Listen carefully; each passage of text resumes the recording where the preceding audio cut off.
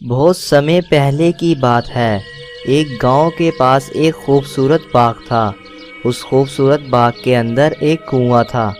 उस कुएं के अंदर एक चुड़ैल का साया था। जो कोई भी उस बाग में रुकता या उसके पास से गुजरता, चुड़ैल उसे अपने साथ उठाकर कुएं में ले जाती थी।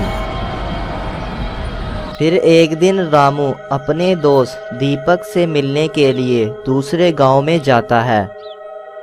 अपने दोस्त से मिलने के लिए रामू जिस रास्ते पर जा रहा था, वो रास्ता उस बाग के पास से गुजरता था, क्योंकि उस गांव में जाने के लिए बाग के पास से ही गुजरना पड़ता था। फिर कुछ देर के बाद रामू उस बाग के पास पहुंच जाता है और वो कहता है, अरे यार, ये कितना खूबसूरत बाग है। मैं बहुत ज़्यादा थक चुका हूँ।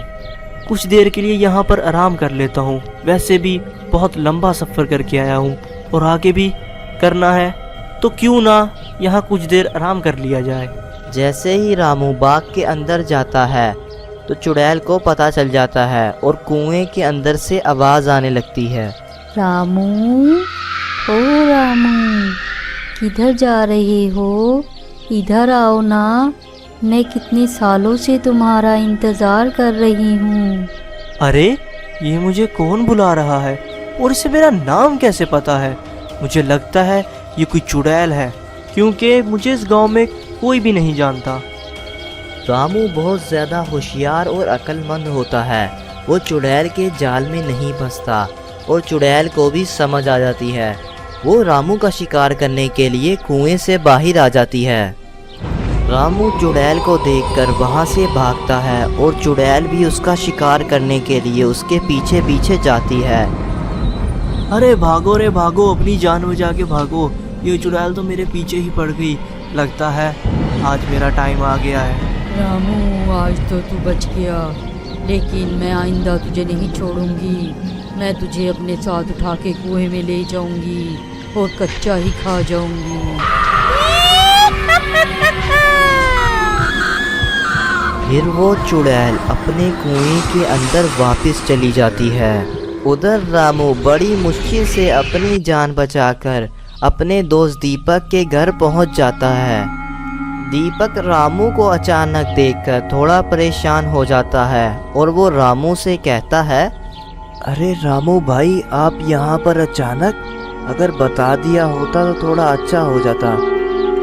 अरे ये सब छोड़ो, मैं तो इस चीज़ की खुशी मना रहा हूँ कि आज मेरी जान बच गई है। अरे भाई, ऐसा भी क्या हो गया तुम्हारे साथ? अरे यार, क्या बताऊँ मैं तुम्हें। मैं अपने गांव से तुम्हारे गांव आ ही रहा था कि रास्ते में एक बाघ आ गया। मैंने सोचा कि यहाँ थोड़ी देर आराम कर लेता हूँ, तो मैं आराम करने के लिए उस बाग में चला गया। मुझे उस कुएं में से एक औरत की आवाज़ें आने लग गई जो मेरा नाम लेकर पुकार रही थी। मैं ये सोचने लग गया कि इसे मेरा नाम कैसे पता। मुझे फिर शक हुआ कि कोई ना कोई गड़बड़ है और मेरा शक सही निकला। वो एक चुड़ैल थी। वो मुझे खाने के लिए मेरे पीछे पड़ गई, लेकिन मैं बड़ी मुश्किल से वहाँ से भागकर अपनी जान बचा कर आया हूँ। अरे तो तुम उस बाग में करने क्या गए थे? मैं तो ये सोच रहा हूँ कि तुम्हारी जान कैसे बच गई। उस बाग में जो भी जाता है वो वापस नहीं आता। तुम बड़े किस्मत वाले हो जो तुम्हारी जान बच गई है। अरे यार, तो तुम उसका हल क्यों नहीं निकालते हो? तुम सारे गांव वाले मिलकर उस चुड़ैल को मार क्यों नहीं देते? अब तुम खुद सोचो कि वो कितने लोगों की जान ले चुकी है और आगे कितने लोगों की जान लेगी। तुम सारे गांव वालों को मिलकर उससे मुकाबला करना चाहिए। मैं तुम्हारे साथ हूँ। हाँ यार, तुम सही कह रहे हो, पर बात यह है कि हमारे गांव वाले ना थोड़े डरपोक हैं, लेकिन फिर भी हम जाके उनसे बात करते हैं। फिर रामू और दीपक जाकर गांव वालों से बात करते हैं और उनसे कहते हैं, अरे भाइयों देखो, ये मेरा दोस्त रामू है। ये दूसरे गांव से मुझसे मिलने आया था, लेकिन रास्ते में से इसका गुजर उस बाग से हुआ और वो चुड़ैल इसके पीछे पड़ गई। बड़ी मुश्किल से ही अपनी जान बचा कर आया है। यार देखो, हमें उस चुड़ैल का कुछ ना कुछ तो करना पड़ेगा। ऐसे न जाने वो कितने लोगों की जान ले लेगी। हमें उस चुड़ैल को मार देना चाहिए। अरे भाई, वो तो चुड़ैल बहुत ज्यादा ताकतवर है। हम उससे ऐसे मुकाबला नहीं कर सकते। हमें पहले अपने मुखिया से बात करना होगी। फिर वो सब गांव वाले मुखिया से मिलने जाते हैं ताकि वो चुड़ैल के बारे में उन्हें सारा कुछ बता सकें। मुखिया उन सब गांव वालों को देखकर हैरान रह जाता है और उनसे कहता है, अरे तुम सारे गांव वाले आज इधर, कोई बात हो गई है क्या? या कोई मसला है? फिर दीपक सारी बात जो रामू के साथ हुई होती है वो मुखिया जी को बताता है ताकि वो इसका कोई हल निकालें। चुड़ैल के बारे में सुनकर मुखिया जी थोड़ा डर जाते हैं और वो कहने लगते हैं, बस इतनी सी बात है। अरे तो तुम उधर जा क्यों रहे हो? उधर ना जाओ, वो चुड़ैल तुम्हें नहीं खाएगी। अब तुम खुद बताओ, वो इतनी ताकतवर है, इतनी खौफनाक है, हम उससे कैसे लड़ सकते हैं? अरे ये अब क्या कह रहे हैं? अब मान लिया कि हमें पता है कि उधर चुड़ैल है तो हम उधर नहीं जाएंगे, लेकिन अगर जिनको नहीं पता उधर चुड़ैल है तो वो तो बेचारे चले जाएंगे। जैसे शुरू में मुझे नहीं पता था तो मैं उधर चला गया। अरे तो हम क्या करें? हमने उनका ठेका लिया हुआ है क्या? वो उनकी लापरवाही है कि वो उधर जा रहे हैं। अब उनके चक्कर में हम अपनी जान थोड़ी खतरे में डाल सकते हैं। अरे मुखिया जी बिल्कुल सही कह रहे हैं, हमने ठेका थोड़ी लिया हुआ है उनका। अगर मैं मर गया तो मेरे छोटे छोटे बच्चे हैं, उनका क्या होगा? कौन संभालेगा उन्हें मेरे बाद? फिर कुछ दिनों के बाद मुखिया का गुजर गलती से उस बाग के पास से ही हो जाता है जिस पर चुड़ैल का साया होता है। काफ़ी दिनों बाद कोई मेरे बाग के पास आया है, इसे तो मैं आज नहीं छोड़ूंगी।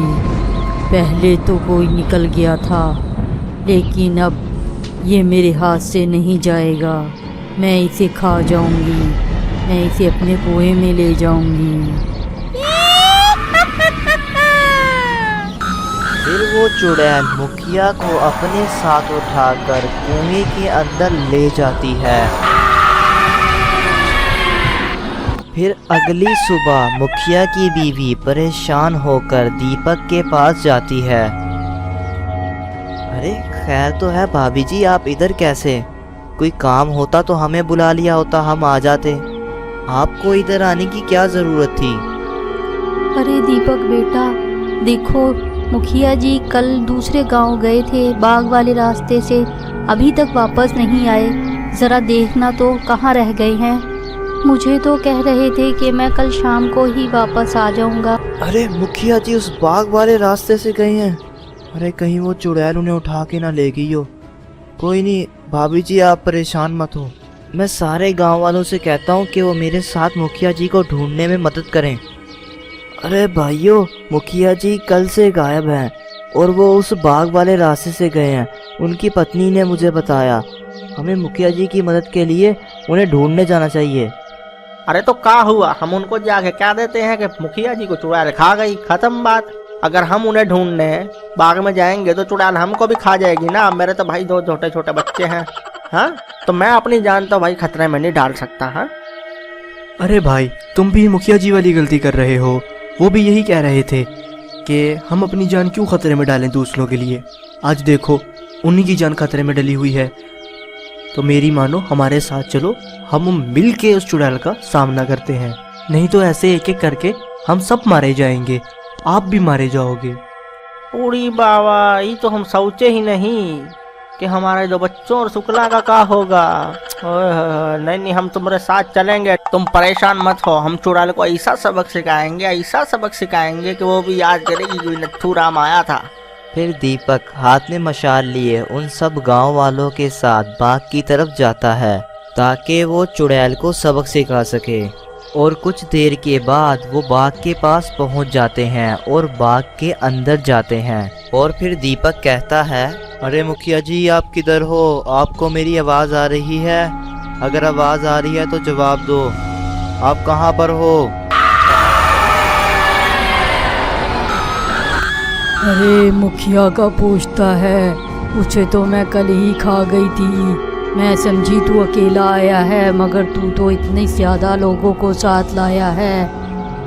चुड़ैल आग को देखकर और बाकी सब गांव वालों को भी देखकर डर जाती है और अपने कुएं के अंदर वापस चली जाती है।